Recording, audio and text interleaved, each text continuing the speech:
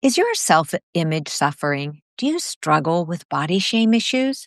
If you're like many people, you may see yourself through critical eyes that tell you you're not fit enough, thin enough, or as attractive as you'd like to be. From decades of research, I found that many people of all genders suffer from feelings of low self-esteem and poor self-confidence, often connected to body shame.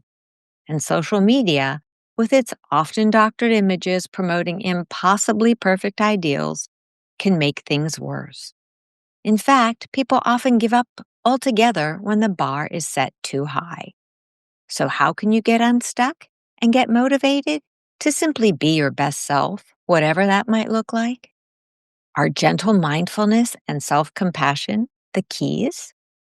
I'm joined by Bar 3 co founder and CEO, Sadie Lincoln, who will walk us into the realm of how mindful, compassionate exercise can increase body positivity, self-love, and overall well-being.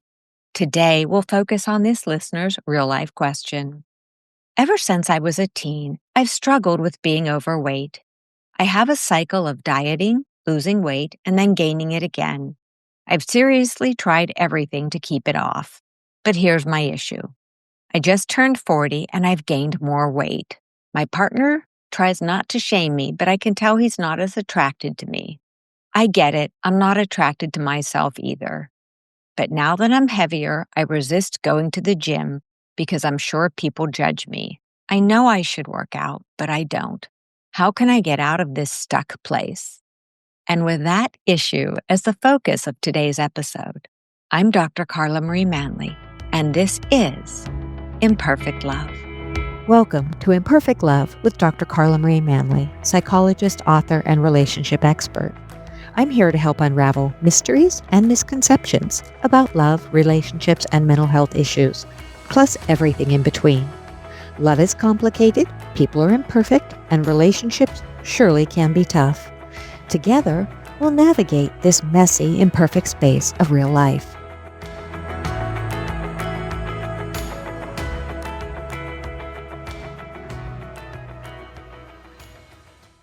Today, I'm joined by a wonderful guest, Sadie Lincoln.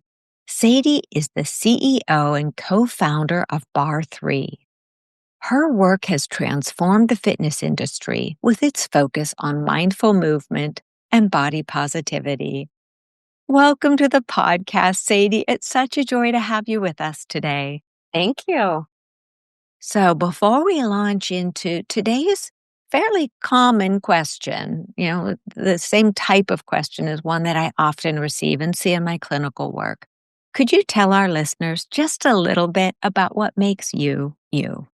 As a almost 53-year-old woman, I think what makes me, me is my life experience and just, moving through life, through the ebbs and flows and different seasons and the constant questioning and curiosity about being more aware of, what my values are and showing up authentically that way. I'm a mother. I value being a mother. I value my business, Bar 3, and creating purpose in the world and creating a container where people can do just what I said, investigate self and feel alive in their bodies, actually just as they are, versus trying to change them.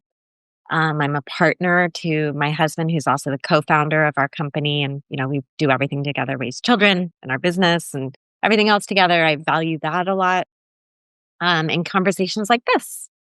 Happy to be here. Well, thank you. And thank you for that really beautiful background.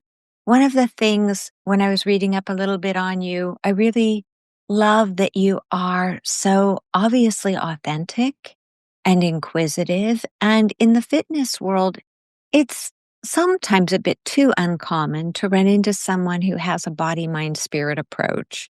We're really looking at making people feel good, as you say, just as they are. There's often such a push to be better, fitter, stronger, which it's good to be healthier.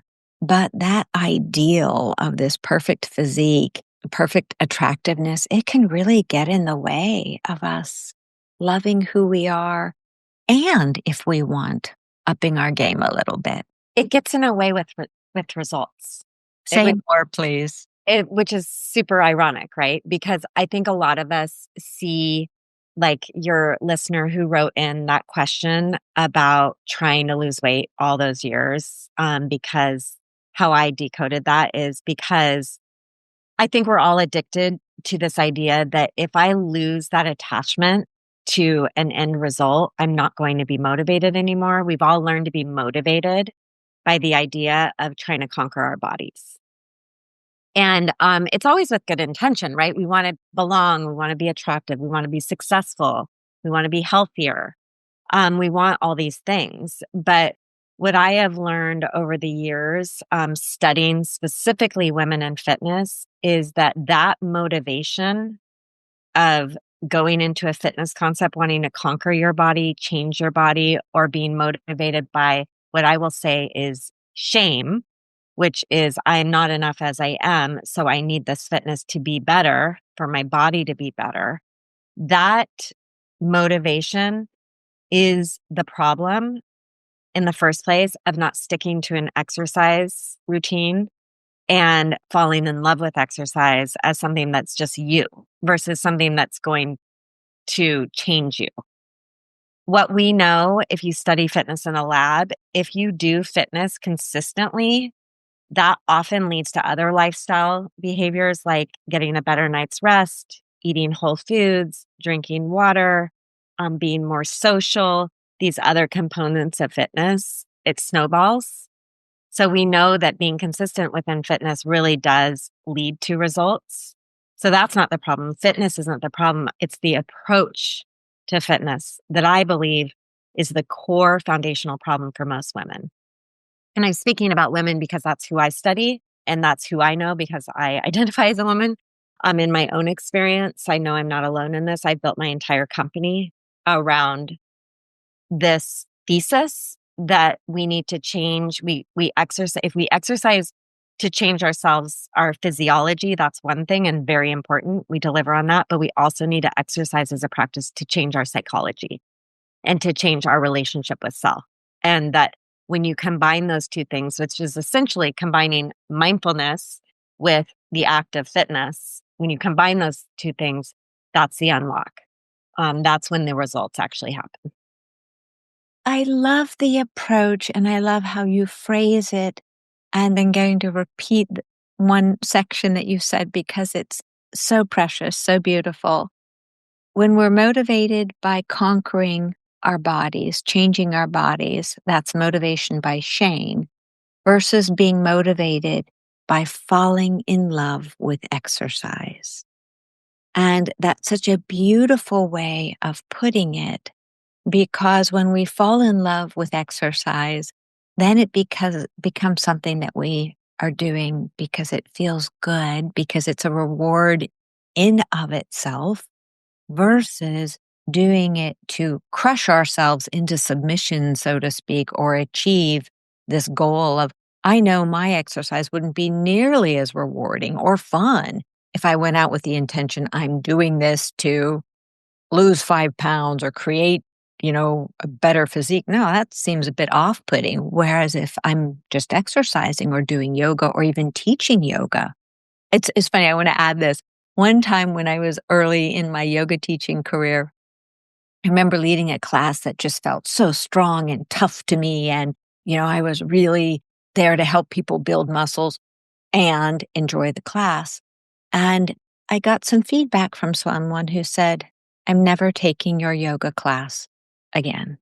And I really thought about what that class had looked like. And it was a power yoga class, but I realized it was so power yoga that the people who were on the other end of maybe not wanting that much intensity were left out. And it shifted me moving forward because I wanted people to be there simply to love practicing yoga.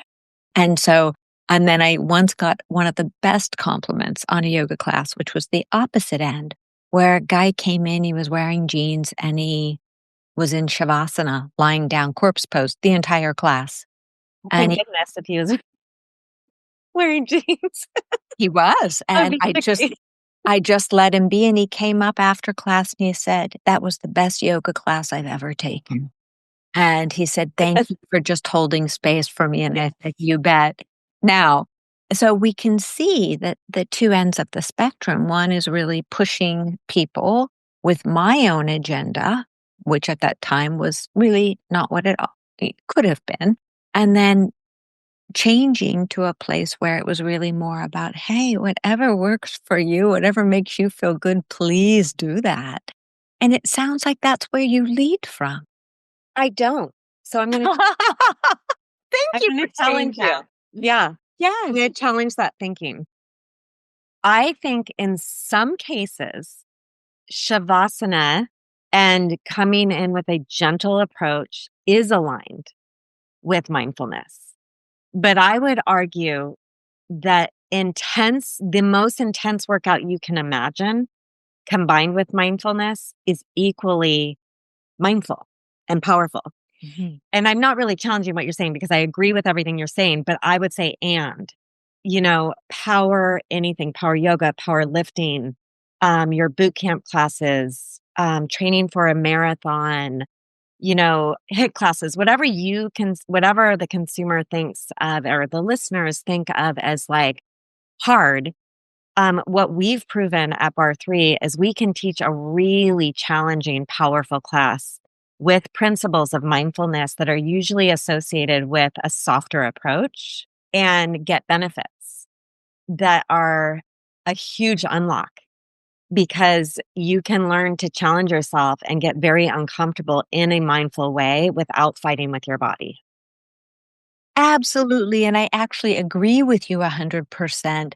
I think that what I was referring to with that first experience was my lack of attunement Yes, exactly. to that was the piece Yeah. that I really learned from that I had an agenda and was clearly not attuned to the people I was working with.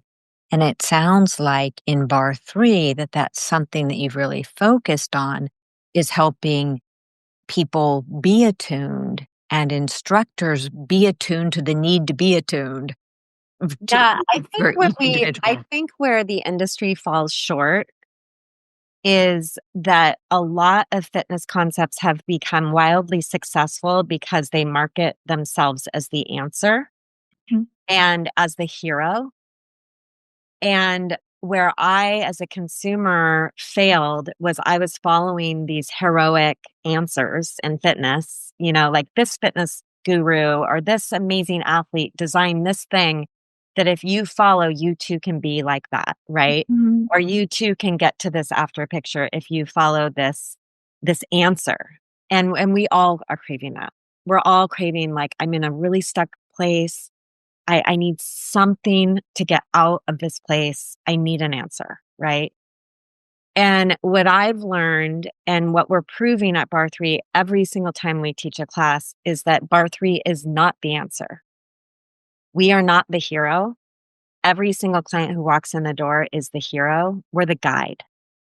And so our job is to help our clients understand the tools to investigate their own selves and become their own best teachers so that while they're taking a bar 3 class, they can modify moves according to where they have negative pain in the joints of the body.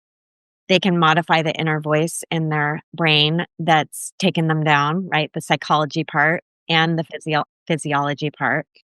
And they can have that conversation with self while working out in a supportive, fun group environment to music that's deeply rewarding and challenging and fun, right?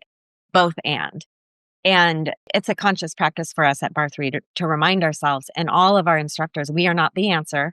We are not the guru. Because to your point, which is a beautiful, vulnerable share, you as an instructor came in and you forgot that one class, right? You became like, you had your own agenda, like you were saying, and they weren't, and your word was attuned, right?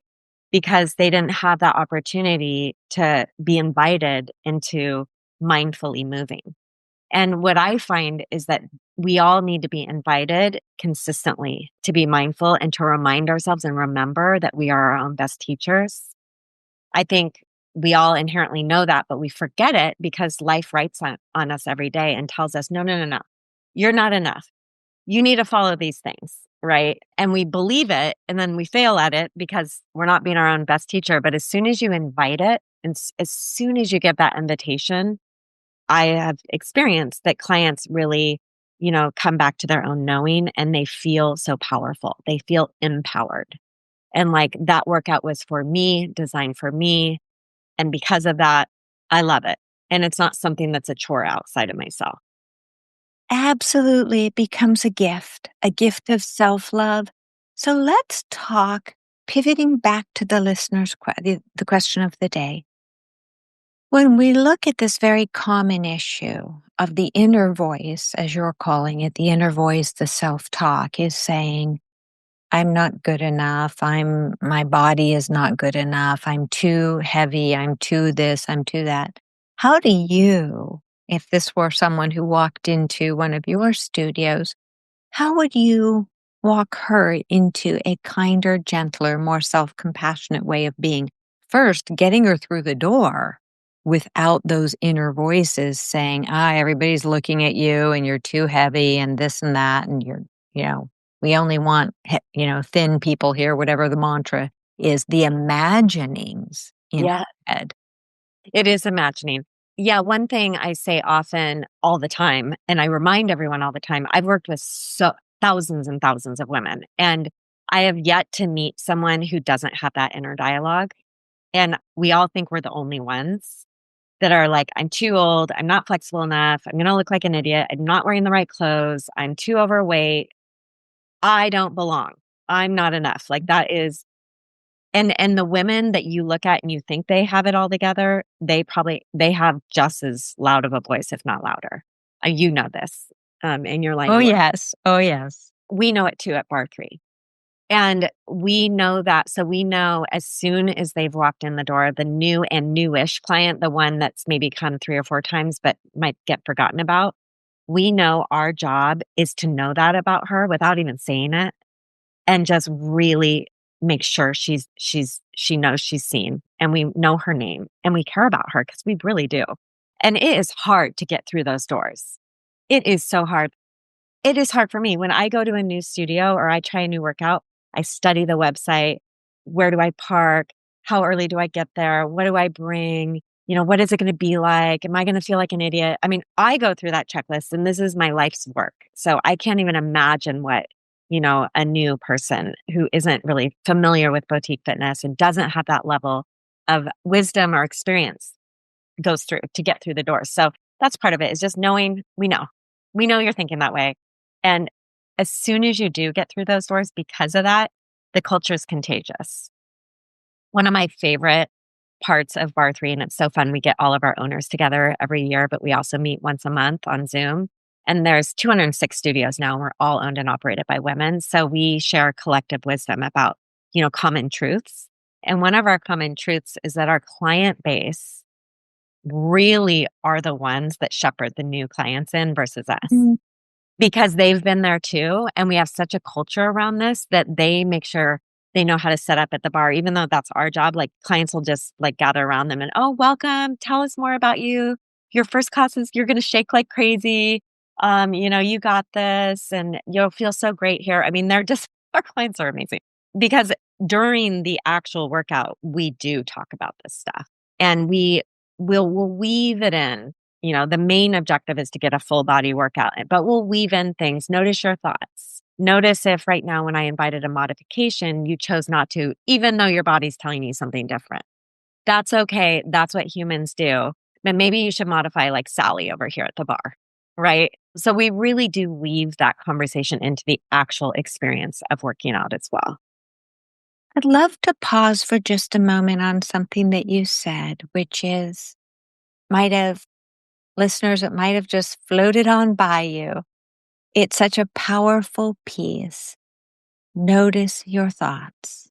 And when you said that, Sadie, that simple prompt, notice your thoughts. Often our thoughts slip into, without us, we're doing a stretch and we're thinking, oh, my body's jiggling, or oh, I'm these clothes don't feel right, or, oh, look at her clothes, they're so much cuter, whatever, or, oh, look at my hair in the mirror, it's awful, whatever our thoughts are doing. And how important it is that if we just notice our thoughts, are our thoughts going to places that are unkind and critical? Or do maybe we catch ourselves saying, wow, this feels good. Wow, this feels a little bit like I'm stretching beyond here, but it's good. And when we notice our thoughts, which is what mindfulness is about, then we have the power, if we so choose, to shift them into something that feels more good, something that instead of saying, oh, I look awful in the mirror, instead of saying, hey, thank you for showing up, thanking yourself for showing up. And I believe, I really love your business model because who wouldn't want to go back for more of that? If exercise offers community, positive reinforcement, gentle guidance, the compassion that we, are really looking for, what's not to love about that? Yeah, I think we call it a noticing practice. And one thing we remind our clients during class that when you notice your thoughts, just the act of noticing it is like doing a pull up for your ability to be present and compassionate with yourself, non judgmental, right? Whether it feels good or feels bad, just noticing is the work. That's where you get strong. And I think where some of us don't even have awareness is when our thoughts are hijacking us completely from the whole experience and we don't even know that, right? And that's when we get injured or where we lose kind of our connectedness with our bodies and we get disassociated. One of the most profound hacks, if you will, to mindfulness, and you use the word feel, is noticing sensation in your body. And if you think about it, like, I just went on a long walk. I was talking to my mom, but, I'll go on walks by myself. And sometimes I'll take a whole walk and then end up at home. And I'm like, I don't even really remember the walk. It was like my thoughts hijacked me from that whole experience. So imagine you're on a long walk barefoot and all of a sudden you step on a bee, right? Boom, you feel that sting, right? That's a sensation. And the thought bubble bursts instantly and you're back in your body, right? Absolutely. That's an extreme example of sensation bringing you to presence. But what's so cool when you bring that principle into working out in any workout you do is that throughout the whole workout, no matter what workout you're doing, keep asking yourself, what is the most telling sensation in my body? What am I feeling right now? Literally, what am I feeling? And if you do that simple question, you can't think at the same time. It's literally impossible to feel sensations and have something else going on out here. And so I love reminding my clients about that's why I ask them over and over again, like we'll get into a posture. Where do you feel this?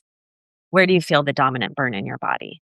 Because I know just by asking that question, if they're thinking about, last night's episode of White Lotus instead of in their bodies, they're instantly going to get back into their bodies and get the most bang for their buck in the class. And thank you, because that's something that people can all experience, that going on a walk or a run and being hijacked by our thoughts. And what that does is it robs us not only of being in the present moment, of enjoying the sensations, whether they're visual sensations, physical sensations, but then we did that walk or the run or whatever it was, and we didn't mindfully embrace the joy and that respite and that self-care because it went by in a blink of an eye. And I agree with you. When we focus on sensations in the body, not judging them, just thinking, oh, I'm stretching here. Oh, this feels tense over here. Oh, this feels yummy over here. I think another benefit, and you're the expert, the expert on this, I think we also tend to be less likely to injure ourselves because we're noticing, this is good, or this is a good push right here. Oh, that's too much. And then we're able to pull back rather than the mantra that you hear in so many places, which is just push on through.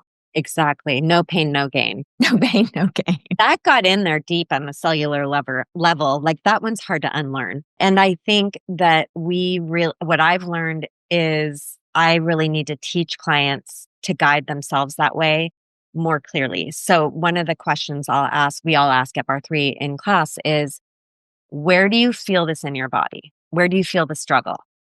If it's in the joints of the body, like your wrists, your shoulders, your neck, your jaw, your low back, your knees, your ankles, we go through the various joints of the body. If you feel struggle there, that's not a productive struggle. Where do you want to grow? Right? Or neck tension. I don't think any of us need more tension in our necks, right? No.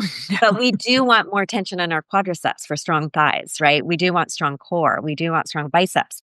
So we help clients move that struggle to where they want to grow, because it does take discomfort. It does take struggle. It does take the burn to change the body. But I think so many people, even like exercise enthusiasts who love exercise, mistake in their mind negative pain for productive pain. They get those two things mixed up. Absolutely. I'll raise my hand here. Just the other day I was running. There was a pain in my hip. It was telling me, don't run today, just walk. And I thought, I'll push on through that. It'll get better. It got worse. And so it's that same thing in many areas. There are so many parallels between the body and what physiology is asking us to do, and psychology, when sometimes we're pushing through something and it's actually, mentally, emotionally, we think if we just try harder or do more, that it'll pay off. And sometimes it actually works against us. So I do really love all of the parallels here. Yes, me too. I love it. I love it. There's so many parallels. I could talk about it all. It's my favorite conversation because we get stuck in our neural pathways, just as we do in our bodies. They're both connected. And I remember my therapist told me I've had chronic low back issues. And obviously, this is my life's work. I've built my entire company around modifications and all the things and building core. But I got to a certain point where it was like I still would have pain. And I was talking to him about that. And he said, I wouldn't be surprised if in the next, after you work with me, if that pain goes away. And I'm sitting here today without pain. And I've done basically the same thing physically that I've been doing for a long time. But that therapy, it's all related. It really is all related. Absolutely. We often forget how much the body holds onto negative thinking, trauma, anything that hasn't been processed. And the more we process it, and pivoting back to the question of the day, this individual who's feeling so shameful in her own skin, so not enough, and believing that if only she loses, sounds like, if only I lose weight and keep it off, my husband will love me, I'll love me, and life will be good. Let's lean into that just a little more fully. What would you say to her other than walk through the doors of a studio? Yeah, no, that's not even the answer. You can walk through the doors and continue to practice that story. But what I would truly say to her is, you are not alone. You are in so much company. Every single woman I've ever met feels that way. I've carried that story for so many years, for so many years. And you're so brave to ask the question, right? Absolutely. And you are so not alone, even though it looks like the world has lost the weight and they're winning. Honestly, it doesn't even matter. That's not even the thing to investigate. The thing to investigate is to compassionately be aware when you notice yourself talking around, I'm not enough or I have shame, and the nuance of instead noticing compassionately, oh, I'm talking about myself in a way that is shameful or not loving, you know? And if you trust that moving and exercise in general is going to help you, perhaps walk into an exercise routine with a mindset, this is the big work, let go of losing weight. And instead, walk into exercise as a ritual of love, of a practice of loving your body, just as it is, and listening to your body, understanding your body, and learning to move in a way that will get you out of your comfort zone. It's not going to be fun, but that's honest. Like you're going to feel the good pain in the right places and just test it. Try it we know data wise at Bar3, if you take 5 classes within 2 weeks, we have amazing data now because we have so many clients. It's really exciting to see all this live out in numbers. But if you take 5 classes in 2 weeks, that consistency, 5 mindful classes in 2 weeks, you'll notice a shift. And there was an article in Psychology Today about Bar3. They did a study on Bar3 and mindfulness that supports this. You'll notice a shift that you'll start exercising around compassion versus shame, and that then you exercise more. And when you exercise more, the results come. But again, the work is to let go of the results altogether. And it's a great article. Listeners, it'll be in the show notes. I was fortunate enough that someone on your team sent that to me today. So I had a chance to read it. And it's beautiful because it's a game changer for exercise. When we do, as you said, a few moments ago, create a ritual where exercise is an act of self-love.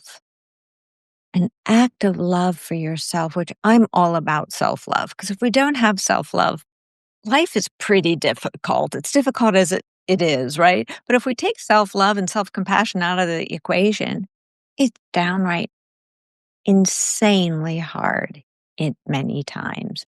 And so for our listener and all the people out there who find themselves thinking some of these same thoughts, that I'm not good enough, my weight's not good enough, and realizing that the gift of exercise, which is something that humans had held close to them since the dawn of mankind in natural ways, that if you bring that back into your life as a gift that is restorative, that builds resilience, that builds self-compassion and self-love, that alone is a game changer because now you've taken your focus off, as you said at the beginning, you've taken your focus off being someone different, losing the weight, and enjoying that gift of being in your body and helping it feel good.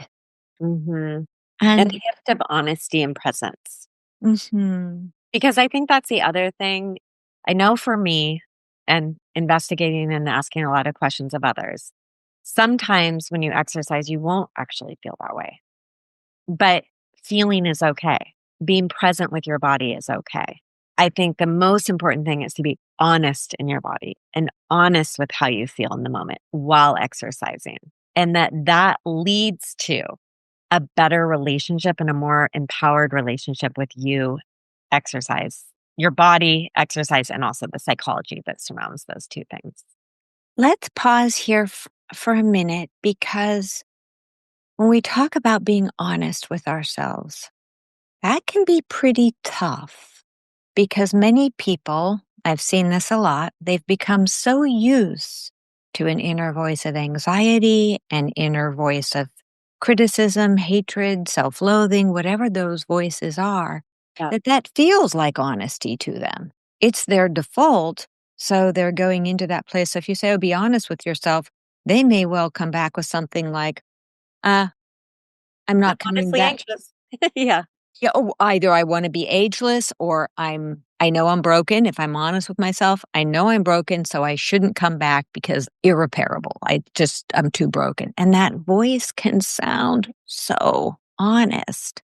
How do you help people differentiate between that hardwired critic and the honesty of being genuine in a self-compassionate, self-aware way? It's pretty difficult for some people to figure that out. Yeah, I think there's a difference of believing your thoughts and being honest with your body. So when you exercise and you're honest with your body, so for an example, like I came in and I did 12 push-ups yesterday. So I'm going to do 12 push-ups today because that's my truth, right?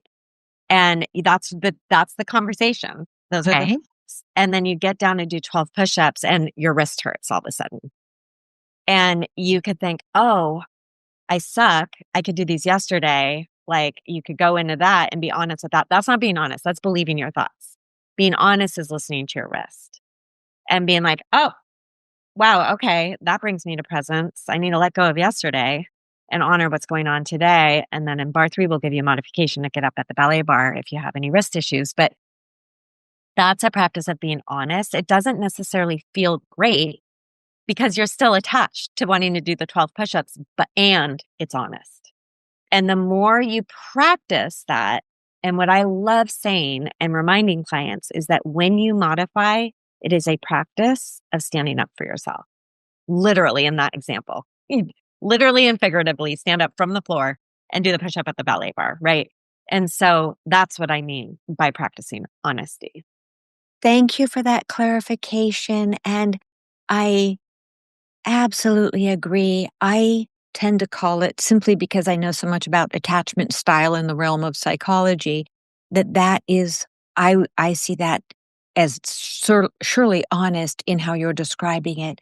And I see it as attunement. Yeah. And when we are attuned to ourselves, that goes not just through exercise, but if we're thinking about the listener's question, and I work with this a lot with clients, where they're eating and eating too much and eating too much and eating sweets and eating carbs, and then they say, and then I hate myself in the morning and it felt good.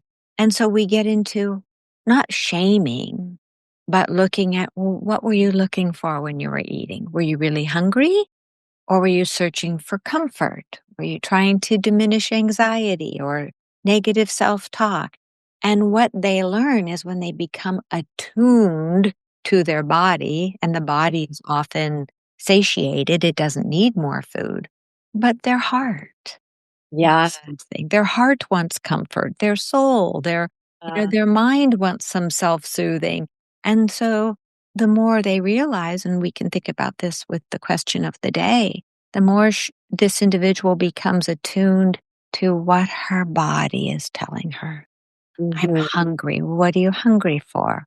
I'm hungry for exercise. I'm hungry for a walk. Well, maybe I'm hungry for carrots. Well, maybe I am really hungry for a cookie or popcorn, whatever it is. That gentle attunement to oneself is a big game changer, which, because it is being honest, you're really taking the time to tune in to your body, mind, and spirit, let go of the often, busy monkey mind, and really just pause to check in. That's when I think therapy combined with exercise is so powerful because a therapist like you can really help clients investigate that deeper why, like, what do I really need right now? And sometimes that's buried in something that happened when you were 8 years old that you didn't Mhm. even know, you know? So there's so many unlocks like that that are so powerful combined with exercise. I love looking at fitness as a real, like, holistic experience inside the fitness studio, but also outside, and all the other ways people are surrounding themselves with guides who can help them, be their own best teacher and really live fully into themselves. And I think so many of us have roadblocks that we don't even know are there. We have no idea are there. And only a therapist can really help unlock it. Or a great book or a great podcast that, really, you can investigate it on your own. But I know I've found that working with a talented person to help me walk through those unlocks has been really powerful. And I appreciate your honesty and how you're using the word unlock, because so many times people are afraid of going into a therapist's office because they're afraid of, just like walking through the doors of a fitness studio. All of these voices are saying, "Oh, well, there's something bad on the other side. There's negativity. I'm going to find out scary things."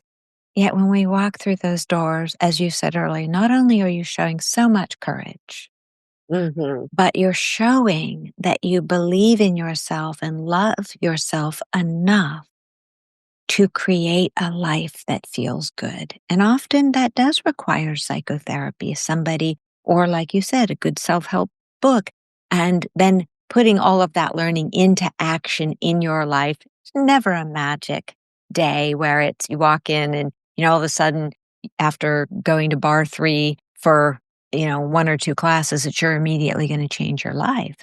But Yeah. as you said, 5 classes in 2 weeks, that kind of commitment to the self and Yeah. the natural rewards that come up with feeling better and feeling that, they truly not just make your body more fit.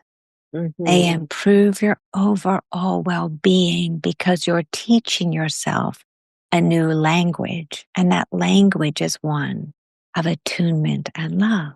Yeah. Oh, Sadie, thank you so much for your time today. Are there any other pieces you'd like to highlight as we wind down? No, thank you so much for having me on your podcast. And I welcome listeners if they're curious about Bar3 to check us out. But also, hopefully, my wish is that just one little nugget of wisdom can be infused into any listener's life right away, whether you do or not, in some way. Absolutely. And that's the goal, isn't it? Just one tiny step at a time. Yeah. Even going on the internet, listeners, looking at links, to Sadie, what her mission is. They'll all be there. There'll also be a link to her Psychology Today article and so much more. So it's lovely. Thank you for being with us today and offering us some light and definitely loads of wisdom. So thanks again, Sadie. I really appreciate you and the work you do. My pleasure. And thank you to our listeners for joining us today. It's lovely, and I'm so grateful for the ability to walk through topics like this with you. And this is Imperfect Love. Thanks so much for sharing your time with me today. Remember, you have the power to transform your life and love fearlessly, if imperfectly, and it's my privilege to help you along the way. You can find more life-changing content, including my books and other podcast episodes, at drcarlamanley.com. Feel free to submit your own confidential questions through my website. I'll do my very best to include your issue on a future episode. If you found this podcast helpful, please subscribe and leave a review. Until we connect again, this is Dr. Carla Marie Manley wishing you oceans of blessings and love. Please note, this podcast is psychoeducational in nature and is not intended to replace formal mental health support. Please contact your healthcare provider or emergency hotline if you need psychiatric care. And, as always, please take good care of your amazing, wonderful self.